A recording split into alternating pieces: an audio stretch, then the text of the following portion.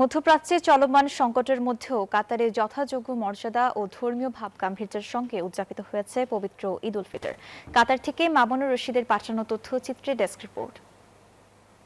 মধ্যপ্রাচ্যে চলমান সংকটের মধ্যেও কাতারে যথাযোগ্য মর্যাদা ও ধর্মীয় ভাবগাম্ভীর্যের সঙ্গে উদযাপিত হয়েছে পবিত্র ঈদ উল ফিতর।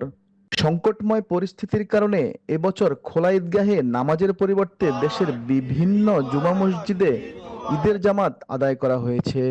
ঈদের খুতবায় ইমামগণ বিশ্ব মুসলিম উম্মার সুখ শান্তি ও সমৃদ্ধি কামনা করেন।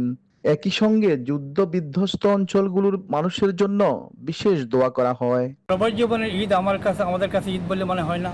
তার উপরে আবার এবছর যুদ্ধের কারণে আমাদের মানসিকতা আরও বেশি খারাপ।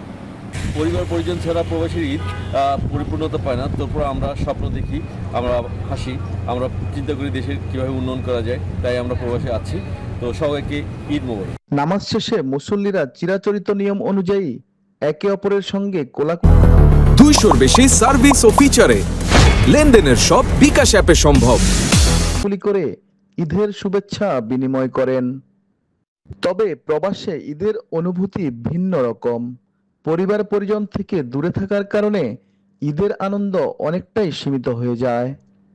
আমাদের ঈদটা আসলে এমনভাবে কাটে, ডিউটির পরে রাতের বেলা এসে না ঘুমিয়ে তারপরে মসজিদে চলে যাওয়া, সেখান থেকে এসে কিছু মিষ্টি বন্ধুবান্ধবদের নিয়ে আড্ডা দিয়ে খেয়ে আবার ঘুমিয়ে পড়া, কারণ তারপরে ছুটতে হবে ডিউটিতে। এভাবেই আমাদের প্রবাসের ঈদটা আসলে কেটে যায়। অনেকেই জানান বন্ধুদের সঙ্গে নামাজ আদায় করে বিশ্রাম নেওয়া, পরে দেশে ফোন করে পরিবারের সঙ্গে কথা বলা আর ছোটখাটো আয়োজনই কাটে তাদের ঈদের দিন। অবশ্য ব্যবসায়ী ও পরিবার নিয়ে যারা থাকেন তারা পার্ক, বিনোদন কেন্দ্র ও একে অপরের বাসায় ছোট আয়োজনে ঈদ উদযাপন করে থাকেন।